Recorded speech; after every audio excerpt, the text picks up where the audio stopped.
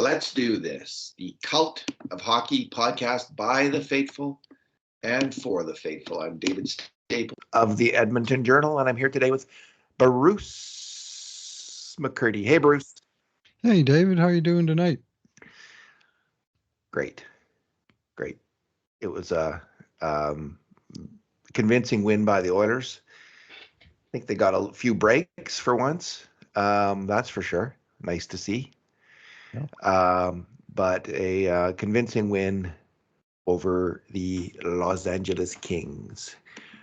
4 goals for the Oilers. Is that what we had in the end? 3 goals for the Kings. 3 goals for the Kings. And the grade A shots in the game. Give me 1 second here, and I will call up what it was. It was 16 for the Oilers and 7 for the Kings. Subset of 5 alarm shots, 5-3 for the Oilers. So the Oilers were really dominant in terms of, this was the most dominant game they were in terms of grade A shots in the game in this entire 5-game series. So they deserve the win. I know when the Kings scored to go ahead 2-1, the grade A shots at that moment were 7-2 for Edmonton. Yeah. They scored on both of their grade A's. The Oilers had hit a post, and the goalie made a few stops. The luck was going against the Oilers at that point, wasn't it, Bruce? But yeah. Well, at one point, the shots were 7-2 for LA, and the grade A shots were 3-0 for Edmonton because they hit the post. And they had 2 good shots, and LA had a bunch of shots, but nothing that was, particularly special. Yeah. So they did come on, and, I give LA credit. They played hard and they played to the end. And I was particularly impressed with Victor Arvidsson, who was all over the puck throughout the game. And he just seemed to come up with it on the boards in the offensive zone time and time again. Well, he's played his ass off. He is a good player. He's a free agent. Annoying player. Yeah. He mashed Ekholm really good. Yeah, cut him. Yeah. Bruce, this is our 2 good things, 2 bad things, and 2 numbers podcast with 1 conundrum. We'll go with 2 good things each. What's your first good thing? Yeah, well, I'm going to go with Evan Bouchard again. He played 26 minutes tonight, 16 seconds, 3 points, +2. I'm pretty sure both pluses came on the even strength goals that came. What were they, 4 and 3 seconds respectively at the tail end of 2 long power plays? The first unit stayed for the whole 2 minutes and just a couple more seconds to put it in. But basically three more power play goals. He played 7 minutes and 25 seconds on the power play tonight. And he had, he blocked 3 shots. He had 6 shot attempts. He had a couple of absolute rockets that he let fly from the point, including one that bounced off Nugent Hopkins and the goalpost, and then Hyman stuffed it in for what became the series winning goal. So that just another real strong game from young Mr. Bouchard, who, to my eye, he's looking like the better player on his partnership right now, which is not what I see a lot of nights, but last few games, he's the driver. He's moving the puck well, defending pretty well. So what's not to like? Yeah, he's making hard plays. So much soft happening around the edges for Bouch, like sometimes there is. And I thought both the last 2 games he was excellent. Bruce, my first good thing will be it was the goal tipped in by Ryan Nugent Hopkins. I think that's the 4th goal, correct? It actually was Hyman's goal. It hit Nugent Hopkins and then the post, and then Hyman stuffed it in from like 1 inch out. Is that right? I'll have to change that. Official scoring play is Hyman from Nugent Hopkins and Bouchard. And both McDavid and Draisaitl, who also were involved in the play, in the build-up, wound up being shut out. I like this play in particular from Nugent Hopkins because it's him going to the net.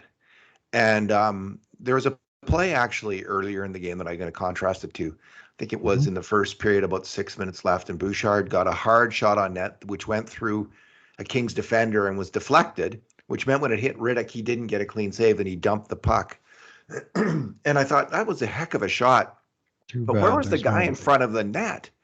Like, the Oilers have been buzzing, and there should have been a guy in front of the net. So I watched the replay, and just before Bouchard had shot the puck, Nuge was in front of the net, and then he went to the side of the net to get a pass. After the last game, you and I had been talking about how we think Nuge needs to amp it up in the playoffs, kind of get into the guts of the game, work harder in battles. And I just think that was a perfect example of why is he doing that? You know, the puck's gone back to Evan Bouchard. Stay in front of the net and go for the garbage goal, go for the deflection instead of looking for that pass from him. And I just think if he incorporated that aspect into his game more, he would score more and he would be a more effective player. Because in these playoffs, he hasn't been particularly effective, but on this particular play, it really was a good play. He went to the net, Bouchard shoots, it goes off Nugent Hopkins. I thought it went in, but as you say, it went off the post, and then Hyman put it in. So excellent play by Nugent Hopkins. Like the double screen, having two players in front of the net. Yeah, he was part of that too. On a Bouchard shot. If you want Evan Bouchard to score more on the power play, like take advantage of that slap shot, one screener is good, two screeners better. And he should be one of them, because McDavid and Draisaitl are the ones who are moving the puck around on the outside. So excellent play by him, and I just would say more please. Yeah, I saw him, David, as this is still under discussion, but on the 3-2 goal that put the Oilers ahead to stay, that Nuge was engaging the goalie at the edge of the crease at least as much as Hyman was. And one of the reasons that Draisaitl was able to beat Riddick was there was a hell of a lot of traffic around, and Draisaitl didn't hit the traffic when he shot the puck. And so that's actually going to be my second good thing if we want to just roll into it. Go ahead. That 3-2 goal that put Edmonton ahead to stay. And what I really loved about it was that the penalty in the first place by Pierre-Luc Dubois, I saw that as a really dirty play. And it looked to me like he butt-ended Draisaitl in the neutral zone and took him down hard, and Dry got up and he was looking, I thought, uh-oh.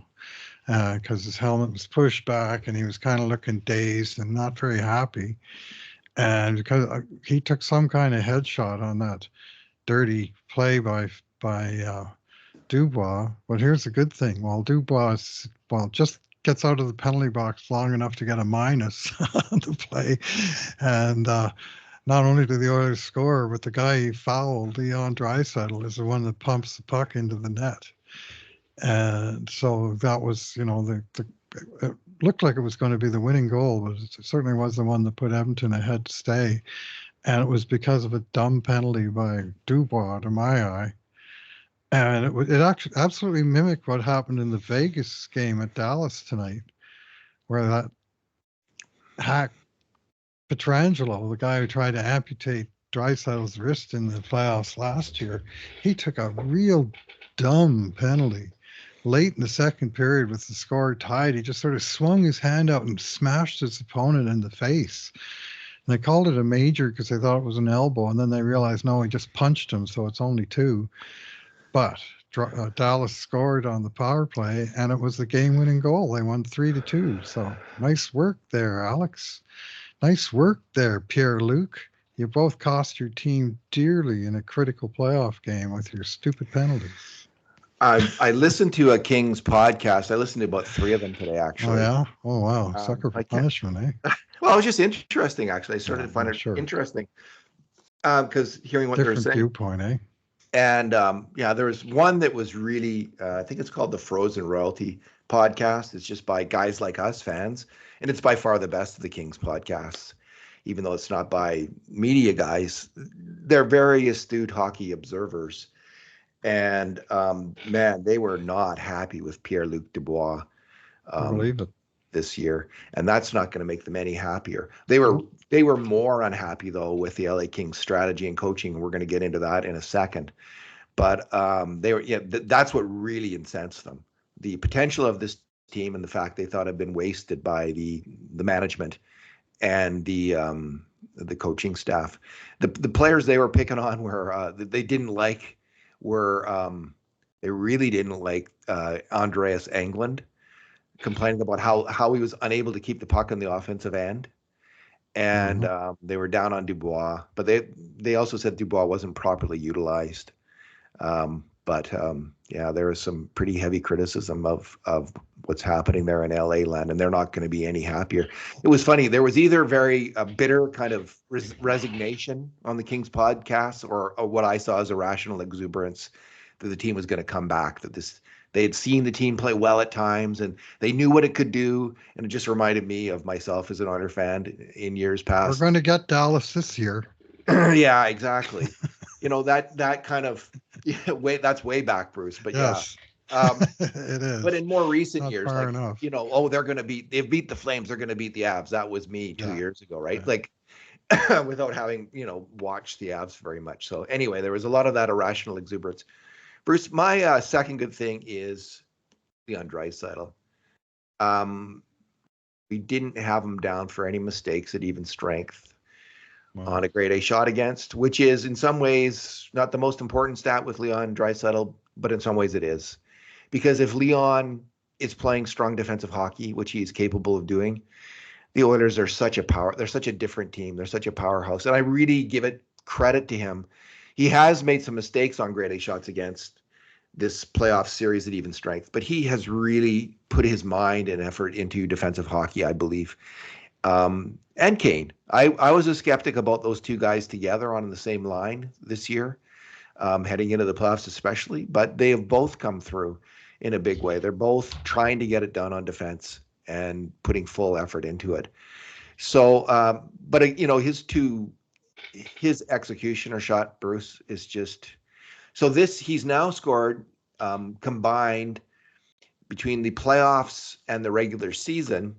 Leon has 19 goals on the executioner shot this season, 16 in the regular season, 3 in the playoffs, 2 tonight. This is his famous one-timer shot, usually set up by McDavid. That's a career high, that's the most he's had in his Oilers career, 19 in a season, beating last year when he had 18 in a season, 18 last year, including playoffs last year, 14 in the regular season and 4 in the playoffs. Right.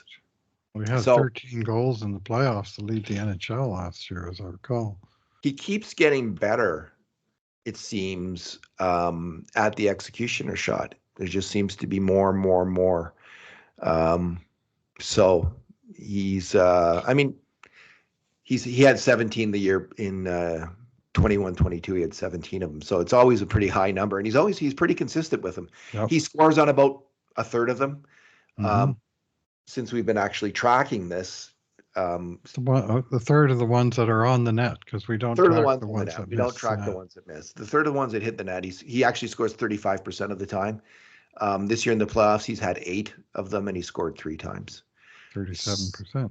Yeah, 38 according to my Google document calculation. 7.5, David. So we can round it whichever way. There you go. Yeah, so he's such a fantastic offensive player, and he had a great play at the end of the game where he rushed up the ice. Excuse me. So, kudos to Draisaitl for his two-way play. He had a great play. I think in the first period he came back hard on the back. Oh yeah, and broke up a play where it looked like LA had an odd man rush, and he just put on the afterburners and came back and cleaned up that mess. And again tonight, as in the case last game, 0 giveaways and 2 takeaways, right? Which the other knock on his game over the years has been turnovers. Well, he's not been throwing away the puck, and in fact, he's been taking the puck off of the other guys on a regular basis. So lots to like in in the Big Diesel's game right now. There's 5 what I would call wild cards on the Oilers, Bruce, where you don't know what you're going to get game to game. 6 if you include Skinner, but Skinner's a bit more consistent. But this, I would say that they are Bouchard, Nurse, Draisaitl, Nugent Hopkins, and Kane, and you just don't know what they're going to bring game to game. But so far in these playoffs, 3 of those guys have been really, really good. They've been kings or aces. And Nugent Nurse have yet to really step up in a big way. Although Nugent Hopkins, made this good play on the goal tonight. But 6 points in 5 games. I think if a lot of second assists on the power play. All second assists pretty much. But. So, but I think if you get 3 out of the 5 wild cards turn up as kings or aces per game, you're probably gonna if you get the majority of them. Because they're all exceptional players when they're at their best. That's big for the Oilers. If you get 4 of them, you're going to win. If you get 5 of them, you're definitely going to win. So, Bruce, what is your bad thing? Yeah, I'm going to stick with what I picked in the first period, even though I had more than leveled off, I think, over the course of the night. And that's the hockey gourds and that horrible, horrible, horrible bounce off the stanchion in the last 30 seconds of the first period, where the Oilers had not even allowed, by our count, a grade A shot. It was 5-0 for Edmonton. And it's just a routine shoot-in, and Skinner does what Skinner should do and always does, which is go out to field the puck that goes around the glass. And for whatever reason, I mean, when's the last time we saw a bounce like that off the corner glass in Rogers Place? I can't remember one. Well, apparently there was one in Carolina last night. Last night there was in Carolina. Yeah, they scored 2 goals in 8 seconds, and the second one was exactly that. The guy shot it in, the goalie sold out to get it, and the puck went right in front of the net, and the guy tapped it in. And I don't ever remember one, Bruce. Bieksa and company were Rudy. Yeah, laying the blame on Skinner, like, well, because I got the lead and because I got it's late in the period and you don't know what the bounces go. Well, shit, you should never go out and play the puck if you don't know where the bounces are going to go. He did know, and it didn't go there because it just didn't do what it should have done. And Rudy, I mean, I would love to hear him criticize a Calgary goalie for making a similar play, and you won't. So anyway, I absolve Skinner on that one. That was just a crappy break. Came out of the first period and it was 1-1. I was going, what is going on here? That was the first time all series the Oilers had a lead that they didn't hold. And then of course they got they went ahead for a while early in the second period, but the hockey gourds wound up being pretty favorable to the Oilers in the longer run. So even though this is a bad thing, I'll mention that the Oilers got a call on a goal where the puck was never truly seen over the goal line. It was just sort of circumstantial. Well, no, it was in the glove, and the glove was over the goal line. So did you see the puck? Yeah. Did you see the replay that Friedman showed in between periods? No, I was okay. Because you were chances. I missed that. So you missed that. So actually, I'll go back and watch that. There is as you. Well, they see it in the webbing. Correct. So people don't know this, but between periods, you're not listening to you're going over the grade A scoring chances, which I've typically gone through them during the play, mark down what I assess, and then you go over the assessments between periods, and we work through the game that way. So you missed this, but without a doubt, without a scintilla of a doubt, it looked like it had to be in. It did, didn't it? And there was an angle, and I thought, honestly, when it first happened, I thought there's no way they're going to count this as a goal. This is the Oilers and the Kings. I was gobsmacked, Bruce, that they counted that as a goal. And I don't know if they had the angle that Elliot Friedman had, if they saw that in Toronto, but maybe they did, because it shows him putting his glove back, and you see through the webbing of the puck as the puck's going in. It is way past the goal line. It looked like it had to be. Couldn't be anywhere else. It did look like, I thought it was the right call even without seeing that, because when you see his glove, all but the very bottom part of his glove was across the goal line, the cuff. So of course it was a goal. Yeah, but anyway. Still, I thought, well, you can't say for sure because you didn't see it. Yeah. So that Oilers against California team, I wasn't too confident that they were going to get that call. But then beyond that, 5 power plays to 1 in this game. And mind The you, Fiala non-call. the one where Fiala got called for embellishment, which could have been a 2-man advantage. That definitely was a big break for Edmonton. And then in the last minute, the one that had Victor Arvidsson, among others, swearing at the refs after the game was over, on a sequence where Derek Ryan lost his stick in the 5-on-6, and he was skating around, keeping his position and selling out, trying to dive on the puck and push it over the blue line with his hand if he could. And there was some thought that he made a foul in the immediate seconds before Draisaitl got the puck and burst out of the zone and drew the penalty the other way. So the Kings were really sour about that. They thought they should have had a power play in the last sort of 30 or 40 seconds. But Bruce, we all know that Derek Ryan is an honest and hardworking player, and he would never do something like that. So I don't know what the Kings are talking about. It's just complete and utter. It's a slander of the worst form. Last game, high slander. LA guy slashed the stick right out of Desharnais' hands right in front of the referee with 30 seconds left, and he didn't call it, with the Kings buzzing, looking for the equalizer that time. So, but then they did make the call on Draisaitl because that was just too blatant. There was no way they could not call. But still, 5 power plays to 1 and 20-12 over the course of the series. So I won't do too much more whining about the hockey gourds, except for on that one specific bad bounce. Well, I remember years ago, 2017, when the Oilers lost to Anaheim and all the calls went to Anaheim. Bob Stauffer was forever saying on the radio, the veteran teams get the calls. And maybe finally this is happening with the Oilers. The most veteran team in the NHL with all kinds of star power and, that kind of clout. So maybe the Oilers are starting to get some of these calls, which is fantastic if that's the case. Derek Ryan. That's right. Derek Ryan, he deserves it. He's a veteran, that's for sure. Mm-hmm. Bruce, hard-working fellow. Yes, definitely. Give him a break. Fantastic hockey player. Bruce, my bad thing in this game is a few plays by Darnell Nurse. And he's kind of been up and down this series. He's had his bad moments, and he's had lots of good moments and good games. Had some tonight. He did. But, man, it seems like each period there was at least one moment where you're thinking, what are you doing? And so in the first period, there was and we hadn't seen this in a while. We hadn't seen this in the playoffs yet, but the bad pinch, The LA King has the puck clearly on his stick. Nurse doesn't even get to the player to engage in him before the puck's off his stick and the Kings are down on a 2-on-1. A dangerous 2-on-1 early in the game because he's made a bad decision to pinch in the offensive end when it wasn't a 50-50 play even. No. It was like a 10-90 play. Mm-hmm. It was just a bad read. Yeah. And some people say he plays instinctually. I'm saying he plays chaotically too much. That's the problem. He makes bad decisions. Yeah. There's too much chaos in his game, and that was an example of it. They get a 2-on-1, and it's only stymied because Corey Perry is solid on the back check. Speedster Corey Perry knocks it out of the air. He's got good hands, though, and he knocked it out of the air. The next one is even worse, and it results in a goal against. It's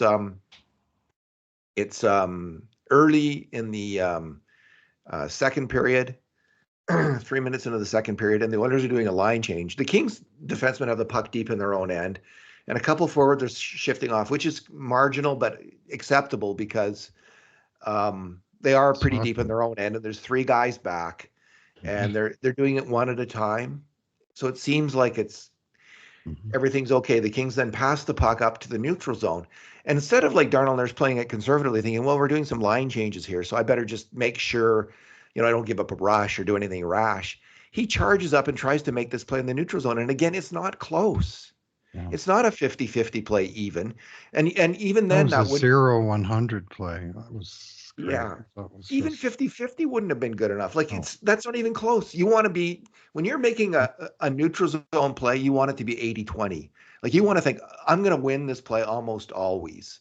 And there's a small chance I could lose it if there's some bad luck, but I'm going to make this play and win it. But it wasn't, like you say, it was a 0. He had no chance of making the play. No chance. The puck gets passed behind him to Good Blake pass Lizotte. by He's Arvidsson. charging in, and there's a really good shot, although a save would have been nice. But nice shot by Lizotte.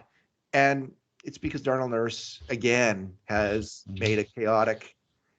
If this is instinct to play with chaos, then forget your instincts and start to make better decisions out there, which he does for long stretches of play. But then there's plays like this. So I won't go on. There's maybe a few others that you can mention, but I just thought, man, when are you going to get this out of your game? You're 30 years old. You're not a teenager anymore. Like, don't do it. Don't make those plays. That pinch on Arvidsson, like it looked like McLeod was sort of covering Arvidsson from the side, and then all of a sudden Darnell steps up on him, and Arvidsson makes a nice play to sort of spin around, put it on his backhand. And by doing that, Darnell has literally got no angle on the puck at all because he's so close to the boards going up on Arvidsson. And Arvidsson makes a nice little saucer pass. And I mean, Blake Lizotte, right? I mean, you don't expect that guy to score, but you give any NHLer a 2-on-1 and a clean shot on net, and the odd one's going to go in. I will mention one more play because it plays into my number here, because both you and I noted this. The final Kings goal was a really nice shot pass deflection by Kempe, but it also hit Darnell Nurse and deflected in. And as you and I know, because we track these things, there is this weirdly high number of grade A shots that deflect on net from Darnell Nurse. And we actually keep track of this over the years. And I mean, I haven't gone back years. We did that in previous podcasts, and maybe I'll do it for a post coming up. But in just this season, I just looked at the numbers for this season. Bruce said even strength, Darnell Nurse deflected 10 grade A shots on net. That was more than all the other Edmonton Oilers defensemen combined at even strength. All the other guys were at 9 in total. So Ekholm, Kulak, Ceci, Bouchard, Desharnais, they combined for 9. Desharnais, who plays a similar kind of defensive game against, like a defensive defenseman, he had 1 grade A shot deflect off him on net. Nurse had 10. So I don't know what to think about that. Like it's like that was just seemingly a bad luck play that it hit. Kempe makes this nice play, puts it on net, and then it deflects off Nurse's back into the net. And it's like, boy, that's just bad luck. But it stops being bad luck when year after year after year, you're way ahead of everybody else. Way ahead. Way ahead. Not a first and I don't know time, what to but he was say about it. far ahead of the rest. Don't know what to say about it. You're in the wrong place at the wrong time, essentially. Yeah, well, combine those with goalie screens, and I should have done that. Going to be doing a little bit of teeth clenching, I think, because I think pretty sure he leads the world in goalie screens. And he does make some big hero shot blocks, right? Like he does make positive plays in there. It's not like everything is bad and wrong, right? But a lot of it doesn't work out very well because he's making a better door than window, or puck's hitting him and bouncing into the net somehow. We know he's a hard worker. He's an academic All-American in the OHL. We know at the end of the season, he and Jim Playfair used to go. They'd go month by month, like they'd talk throughout the off season and go over all the plays. Okay, what should I have done here? What should I do there? Like he is a serious student of the game, and he plays a strong game much of the time. But there's some mistakes. Leave it at that. What's your number?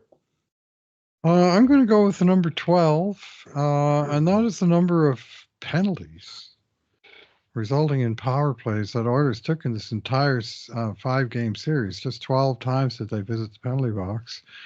And then the second 12 is the 12 penalties that they killed in the series. 12 for 12 for a perfect 100%, completely blanking the Los Angeles Kings power play. over the course of an entire series, and in a series where Edmonton's own power play was a dominant force. Well, between the two special teams, that was entirely the difference in the series. Oilers outscored LA 22-13, and at even strength it was 13-all, and special teams it was 9-0. And you could stretch the point a little bit and say those two goals they scored tonight, just when the guy emerged from the box and didn't enter the play, were essentially power play goals. We've scored them routinely, anything 3-4 seconds beyond a power play as in our scoring chances as a power play, because essentially it's a 5-on-4 opportunity until the guy actually makes his way back into the zone. So if you want to count those, I mean, you want to stretch it. It was like 11 power play goals for Edmonton and 0 for Los Angeles, and it was like all of the difference in the series. So the Oilers' penalty kill was fantastic, and Yes. let's give credit where it's due. Vinny DeHarnay led the team in the playoffs 13 minutes. Nugent Yes. Hopkins 12 minutes. Mhm. Ekholm 11 minutes. Cody Ceci 10 minutes. Darnell Nurse 10 minutes. Matthias Janmark 9 minutes. Ryan McLeod 8 minutes. Warren Fogle 6 minutes. Adam Henrique 5 minutes. Sam Carrick 5 minutes. So those are the main players on the penalty kill. DeHarnay has been fantastic. He really has been solid on defense in his own zone. And a lot of the jitters that we saw last year in the playoffs are gone, which is a huge relief. And he's just really playing solid. He's such a smart player, right? He does read the play very well. He has great defensive instincts. He really does. Yeah, he's really. He had that bad stretch when he got bumped up the lineup. He was playing with Nurse there. That didn't work out at all. I see you raise your eyebrows there. And interesting coincidence. Yeah, it is. But he's playing well with Kulak. Okay. Our conundrum. Go ahead, Bruce. Did you have? I was just going to say, Robbie Brown was saying on one of the radio stations or podcasts, he was saying that when the other team has the puck on the power play, DeHarnay's out there, they can't even see the net. Yeah, he's huge. That would have a psychological impact, I think. That was an interesting way to put it. And of course, he was an attacking player, so I thought, yeah, that's a legit point of view. Like, how are you going to get around that mountain? Indeed. All right, Bruce, let's get to our conundrum. And our conundrum is the Oilers relatively easily handled the Kings here in 5 games. That's a really good signal for this Oilers team. They haven't won in the McDavid era. They have not won a series in 5 games. They've won them in 6 and 7. So that's sweet next year. That's right. That's really good for the Oilers, and they did it. If you count those 2 late power play goals as power play goals tonight, Bruce, it was at even strength. The Kings had 13 goals and the Oilers had 11. But in special teams, it was 0-11 for the Oilers. So the conundrum is, can the Oilers beat a better team? Can when they go up against Vancouver and Nashville, or Colorado or Dallas and Vegas, going down the road here, can they do what they did to the Kings against a better team? And one of the things I want to point out about the Kings is, and this is one of the things they were talking about on the LA podcasts, and I've been thinking it. I thought it from this first time I saw the Kings set up on the power play in these playoffs. I thought the Oilers are going to score on this penalty kill unit. They are going to feast on this even though they were second in the NHL, because they play right in the Oilers' hands by being so passive. I mean, Kevin Bieksa talked about them being in this diamond, and then they condensed it even more to like a 3-1 formation. They packed more guys in front of the net. That is not the way to stop the Oilers' penalty kill, is by packing it into the slot. They love to have time and space to make plays, the Oilers, and they will dissect you. They will rip you apart. And I don't know what they were thinking. All they had to do was go back 2 weeks and watch the Dallas Stars play against the Edmonton Oilers to see how you penalty kill against the Edmonton Oilers. I don't think any other team is going to play this way, Bruce. No. I was hesitant. I didn't talk about it during the series, but I mean, Rob Brown's talking about it on the radio as well. You want to you cannot be passive. Dallas got after the Edmonton Oilers. You get after them. You attack them. You don't give them time and space because they don't want to throw the puck. How do you beat full court pressure? How do you beat that? That tight man-on-man defense. You take the puck hard to the net. You throw it at the net and you go for a rebound. These Oiler guys, they don't want to do that. They want to make plays. So you play this zone on the penalty kill, this tight packed zone. That is a bad strategy, and this is one of the things. I have no doubt they're going to come after the Oilers in the next rounds of the playoffs. That this weird strategy that the Kings used isn't going to be employed by other teams. Although some of them do it, some of them. I don't think you could persuade the coaches not to do it. The coaches who buy into that's just what they do. So me talking about it isn't going to change their minds. But it's a disaster, and it proved to be an incredible disaster for the Kings, and they never really changed it. They were just so unbelievably outcoached due to their own stubborn stupidity. And they're not stupid people, but this was a stupid strategy. And if you don't change it, maybe, I don't know. Can you change it? Be more aggressive? I think maybe you can't. Maybe you're so drilled into it, but I think you could. Well, what they were incapable of handling was Connor McDavid's skating on the power play, which is one thing that sets Edmonton's power play apart from many other teams. It's not just a system where everybody has their place and they move around within their little zone. McDavid is everywhere. Right? The other guys kind of have their place that they set up, but McDavid, he'll be pursuing the puck behind the net, circling out of the corner. He'll be carrying it across the high slot, or he'll set up here, there, and everywhere, and constantly in motion. And one of the reasons he's able to find Draisaitl as often as he is that he creates lanes as he moves. And if the other guys are stationary, well, those lanes are guaranteed to show up at some point. And he's very good at passing the puck at the right moment and making the pass and getting it across the lane. And of course, Leon's always ready to let fly unless he's ready to make a one-toucher back to Bouchard so he can let fly. They did a lot of things on the power play and scored some very beautiful goals. But the passive approach, McDavid in particular, he had 9 power play points in the series, right? 3 at even strength and 9 on the power play. And of the 3 at even strength, one of them, I guess, came just at the end of the power play tonight because he wasn't involved in the other one. But the 3-2 goal was Draisaitl from McDavid and Bouchard, and it was actually Bouchard passed it to Draisaitl, he passed it to McDavid, he passed it to Draisaitl, he passed it to McDavid, he passed it back to Draisaitl, and he scored because they were just controlling it because McDavid was just flying around the offensive zone, and it's quite thrilling to watch. And David, you may remember we had this discussion several years ago about the Oilers' power play, the year that they stunk. They're how static way McDavid down was at the bottom of the league, and we talked about it. And one of us, possibly me, said that McDavid needs to move, setting him up on the half wall, which is what they were doing. It made no sense. Like, there's lots of good half wall players, and he was one. But one thing he could do was be a more dynamic offensive player.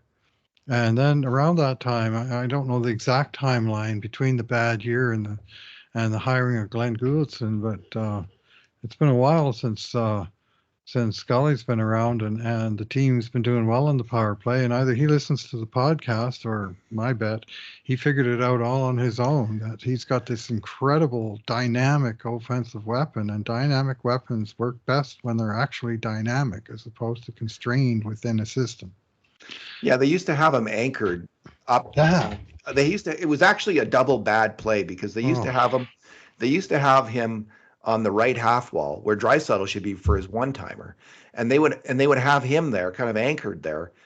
And it was ridiculous. And the analogy that I used at the time to describe the problem, it was like right out of the Butch Cassidy and the Sundance Kid. There's a famous scene there where the Sundance Kid, who's just has this reputation for being the best gunfighter in the West.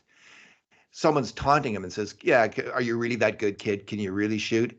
And Uh-huh. he says, "Okay, shoot these cans, kid." And Robert, the Sundance Kid, played by Robert Redford, aims his gun. He's standing still, and he misses them each. He fires off 5 shots, misses this target Right. right each time. And Mm-hmm. then the guy's laughing at him. And then the Sundance Kid says, "Can I move?" And he says, "Okay." And then the Sun starts moving around as he shoots, and it's that movement, Ping, ping, ping. ping, ping, ping, ping. He got it every time. And that's what Oh, McDavid needed to be, was the Sundance Kid on the move, making plays. Having him standing still, making plays was ridiculous, as we said at the time. It was as bad as the King strategy is oh, on the PK, and they changed it. So, oh.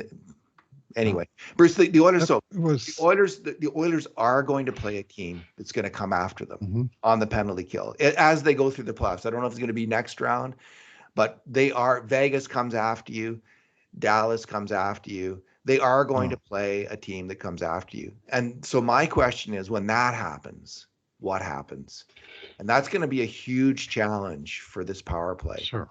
because if do you recall the Dallas game that I'm talking about, the most recent Yep. Dallas game? Oh yeah. That The penalty killing 5-0 game. Yeah, they were was all over brutal. And Edmonton. yeah, so it's going to be, and it's going to entail a change in style, which is going to be difficult. And I think what did the Kings in on the PK was, because they had such tremendous success. They're the second best team in the league on the PK, playing this style that Sure. they have. They're thinking in the regular season, they're thinking, we can't move off this. This is like, we're the best. We're Mm-hmm. one of the best units in the NHL. And I'm glad they Yeah. had that success in the regular season, because a team that didn't have such confidence in their tactics might have changed them, but they did, and they didn't. So they didn't. Just like the Winnipeg Jets were the best defensive team in the NHL until suddenly they weren't. Yes, oh, the Avs are scary. Yeah. The Avs are scary. Listen, I've been watching. I usually don't watch, but I just think I think the Oilers have such a great chance to win the cup this year. I've been looking at some of their future adversaries, and man, there are Mm-hmm. some really good teams out there. Both Vegas and Dallas are fantastic hockey teams, and the Avs are super scary. They are an unbelievable attacking hockey team. So the Yeah. challenge is, and Vancouver and Nashville are both hardworking and really good teams. So, but I do think the Oilers got lucky, Bruce, playing the Kings and not Vegas. I mean, that was good news. So the problem is that even strength against the Kings, they got outscored 13-11. Yeah. So this is another reason to be concerned. Yeah. Well, there's always reasons to be concerned. You could, but at the end of the day, I mean, they did win 4 games and lose 1 in overtime. And their their special teams were special, and that was the difference. In other series, maybe the special teams will take a dip, and something else will have to step up and take the place. Like, I don't think we saw Edmonton at their best in the series, but they did enough right. I found it, by the way. It was 2017-18, and this was the year Edmonton. I added them up: 31 power play goals in 82 games. 31 power play goals. Draisaitl led the team with 6. David had 5. Nuge had 4. Who coached that power A play? Was bunch of it? guys like Lucic and Kajula and Letestu had 3. You know, and I Why? think they hired. This was Was it, 2018. was I it think they Woodcroft? hired Gulitson right after. It might have been. I'm not sure which coach had the responsibility specifically for the power play, Yeah, I think it was but Woodcroft, they were but I one of might be the wrong. Don't quote me. yeah, they were one of the worst. It And was such a I mean, we were railing about it all year long, frankly. I mean, we went on and on and on about that year, yeah, yeah, they repeatedly. And missed the playoffs, and one of the reasons was their power play sucked. And we were really, going, they've got these offensive guys. I mean, what are they doing? McDavid and Draisaitl were still on the rise at that point, but McDavid was scoring all his points at even strength at that time, and now he's getting a large percentage of them on the PP. So to write the even strength problem, I'm going to call it a problem, is they need a couple things. They need really solid decisions by the defenseman up ice in terms of pinching, reading the play. And one of the things I think they can do better is they can be a bit more ferocious on the forecheck. And they need all 12 players to do this. To beat those teams, Bruce, they're going to have to crank it up on the forecheck. So that includes like people like Nugent Hopkins, for instance, who hasn't been strong on the forecheck yet. I mean, Kane is setting the standard. He had some nasty hits. He's bringing it. Hyman's bringing it. But Fogel's going to have to be better on the forecheck. Fogel has to be better, period. Yeah. There's just going to have to be all of the forwards are going to have to get in there with a mindset like just to be maniacs on the forecheck. The defensemen are going to have to be like solid citizens in terms of their decision making in the offensive zone and the neutral zone, in terms of not giving up odd man rushes. They did pretty well there, but they could have done better. And they're going to need solid goaltending. Those three things I think will be the keys for them at even strength. And Skinner was, I would say, okay to good in this series, but not great. And they're probably going to need him to be great. Let's say he was great in one game here in this series. They're going to probably need him to be great every second game to get by the best teams. So if they get those three things going, yeah, they can do it. And they're certainly capable of this. But I don't want to be irrationally exuberant and to think that the best game that we've seen from the Oilers is the game we're going to see repeatedly when they need to bring it out. They might do that, or they might not, and we'll see. No. And by the way, Glenn Gulitson was hired by the Oilers on May 25th, 2018. So he took the power play, and since then they've gone from 30, like they were like 29th in the league or something. I'd have to look it up, but they're way down in the doldrums. And since they've quickly developed into a powerhouse, and they've remained one for years, and this year they took a tiny step back, but come the playoffs, wow, they just went nuclear. Yeah. Their power play is going to be hard to stop because of McDavid's movement. And one thing I really liked from McDavid on the power play, and Draisaitl shot. One thing I liked from McDavid on the power play, Bruce, was on his rushes in. Sometimes he just tries to get the blue line. He made himself a threat to take it to the net early in the series. A few times he tried to go through the whole team. I think it's really good when he tries to do that now and then, because it plants that in their head that he's not just, going to back off. So they have to back off as he's coming in. He charges in hard a few times, tries to score. They back off. And then the Oilers can set up. Once the Oilers do set up, it's hard to play aggressive against them, because that's just how power plays work, especially really highly skilled ones. So to force the other team into a more passive formation, that initial thrust by McDavid is a key part of it. And he was doing that, trying to go hard to the net himself. And I'm glad that he does it, even though it's not always effective. I think he's got to do that. And not to mention gaining the zone. I mean, we're talking about movement within the zone, but McDavid bringing the puck through the neutral zone and into the zone. I don't think the Kings were able to stop him in his tracks at any point. Hardly at all. Yeah. So they didn't even try, is the weird thing. Like, this is another, they were a weirdly passive team. I think if the Kings had forechecked hard, if they had gone with a hard forecheck against the Oilers and an aggressive power play, aggressive penalty kill against the Oilers, this series would not have ended in 5 games, put it that way. I think a lot of this is on the strategy, the tactics that they were using in these games. And so I agree with the LA Kings fans who are making these same critique. Maybe they shouldn't have fired old Flat Top when they did. Well, I don't know if he had the same system or not, but I mean, he had the same passive neutral zone system. He had the same results last year, didn't he? A little bit better. I think the Oilers went 9 for 18 in the series last year. I mean, you can see why they do this too, though, the Kings system, because they aren't the most talented team. But these Kings fans are making the point that they traded for players like, they had promoted players like Englund, and they didn't like Gavrikov much, although I like Gavrikov myself, but they weren't a big fan of that. And they were really, really bitter. They have this player, Brant Clark, who was a high draft pick a few years ago, and he is the killer kingpin offensive defenseman in the AHL. Supposedly, yeah.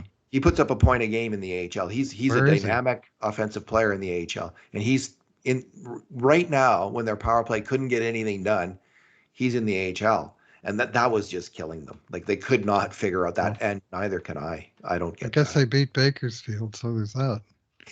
They can always hang their hat on that. They couldn't call him up when the Oilers were able to call up all the guys that got eliminated. Yeah. So the master plan. They can hang their crown on that. I don't want to gloat about other teams losing. As a fan now, and having been through lots of seasons of losing, it just hurts. It hurts when your team loses, and it really does. So I have a lot of sympathy for Kings fans right now. I can understand why they're frustrated, and I feel their pain.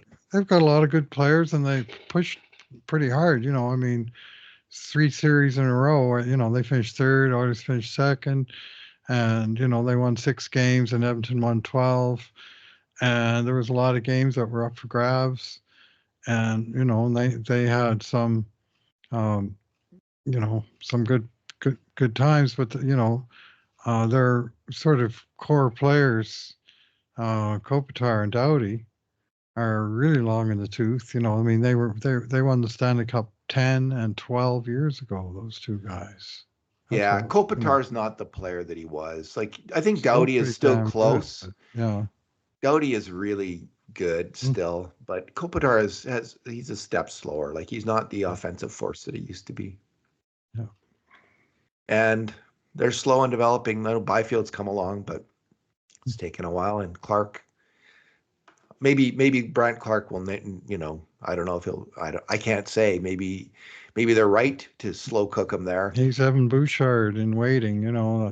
Oilers fans were striving for him to be in the lineup earlier than he eventually was, and in retrospect, there's nothing really says they were wrong, meaning the fans that wanted him getting the push.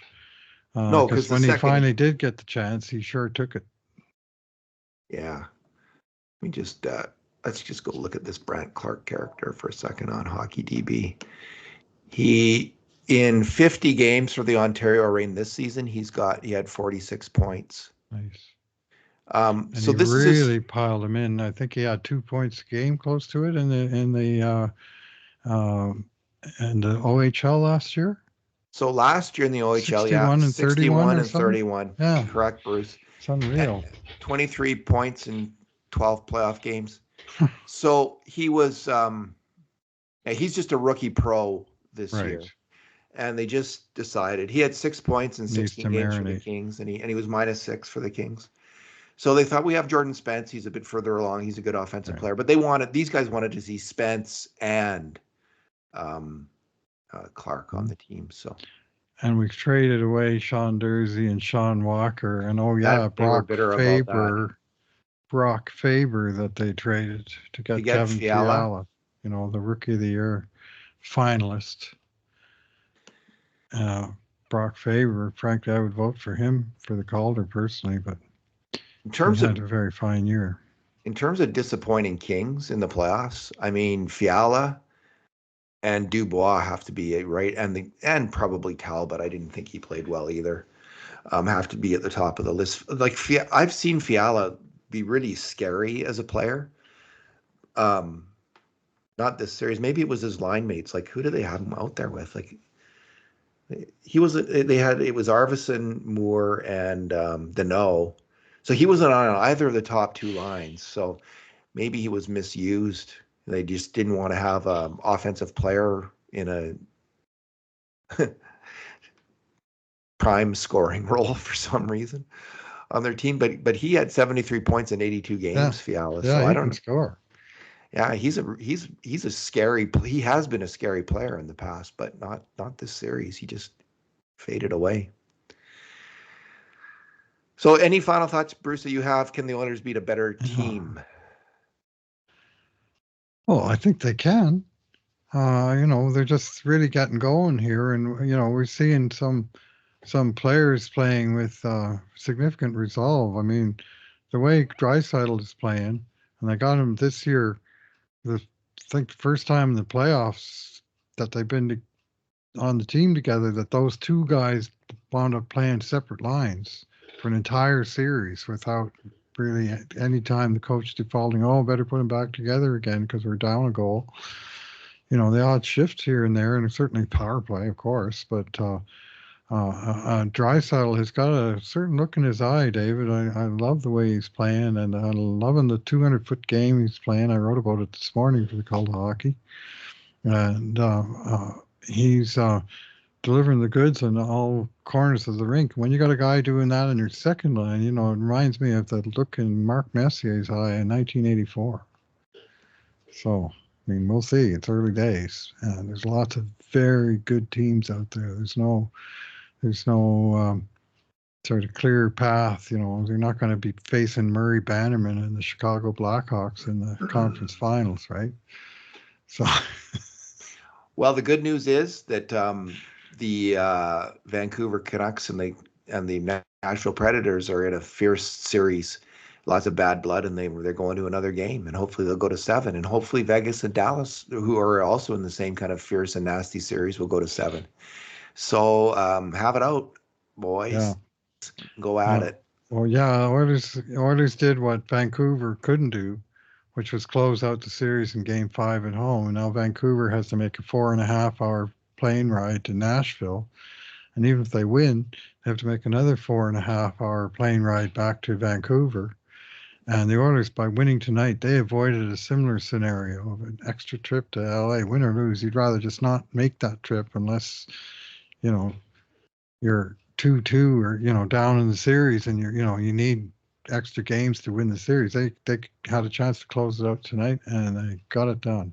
And that's huge. Gives them a few days to get their breath and get their bruises looked after a little bit, and get Matthias Ekholm's eye all fixed up, and whatever little knocks. And because Kings play a hard and sometimes dirty game, and I know there'll be guys that are banged up a bit. I think maybe McDavid even is one of them, and a few days off is just what the doctor ordered. And if they can spend the evenings in their lazy boys watching Vancouver and Nashville beat the crap out of each other, so much the better. When's the earliest? Bring me overtime. Yeah, when's the earliest they would play? Saturday? Is it possible? No, that's not possible now because Vancouver, I don't think anyway. Vancouver could win it. Is it tomorrow night they play Game 6 in Nashville? But there's no way they would jump the gun and play on Saturday. Maybe Sunday, but I kind of think they wait till all the series Nashville might win tomorrow. They now wait till all the series are over, do they not? Pretty much, yeah.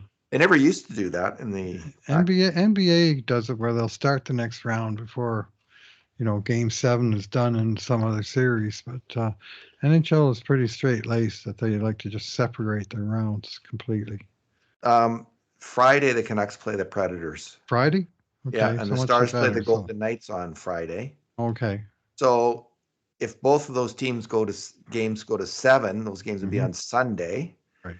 And so the Oilers could have they could have 3 or 4 days just rest days.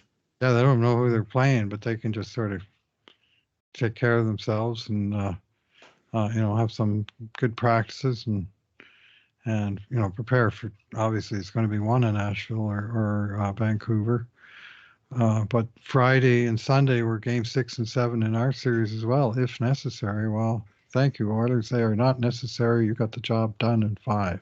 That's fantastic. Yeah, a great signal. And in terms of answering our conundrum, the most important one, I think, is the fact they got it done in 5. That's the best evidence that down the road against a tougher team, the Oilers are going to be able to come through because they came through when they needed to in Game 5 here to give themselves a rest. Mm-hmm. So absolutely crucial. They got the job done. If they did it now, maybe they can do it again. All right. Let's leave it there, Bruce. Okay, I got one small mess to clean up from last podcast. I may make mistakes most podcasts, but this was a really bad one. I talked about my number was the 3-1-0 games that the Oilers won in the playoffs, and in fact there were 4, and I completely missed one. 2017, the game 3 at San Jose, Cam Talbot after a 2-0 shutout in game 2 where Zach Cassian won a lot of fans with some big hits and a big goal. Zach Cassian again scored the only goal. Cam Talbot got a back-to-back shutout, and the Oilers won 1-0 in San Jose. And the other mistake I made in the exact same segment was I mentioned who the goal scorers were, Kevin McClelland in 84 and Ryan Smith in 97. I didn't mention the damn goalies. I'm an old goalie. So shout out to Grant Fuhr for his fantastic shutout in Nassau County Coliseum, and to Curtis Joseph for his double overtime 1-0 victory for the Oilers in 97. So let's get the full record out there. 4 1-0 playoff wins all in different eras and all on the road and all in series that Edmonton won. This is the key thing. All of those wins keyed an Edmonton victory in the series. Well, Bruce, we're going to have to downgrade you. You've been known as the man. That's bad. You've been known as the man with the mind of a titanium trap, but we're going to have to downgrade you to the steel trap. A mind like a steel trap. So I'm sorry. The old steel trap. She ain't what she used to be. Bruce. All right. Thanks for talking today. Thanks for listening, everybody. And in the meantime, and in between times, this has been another edition of the Cult of Hockey podcast.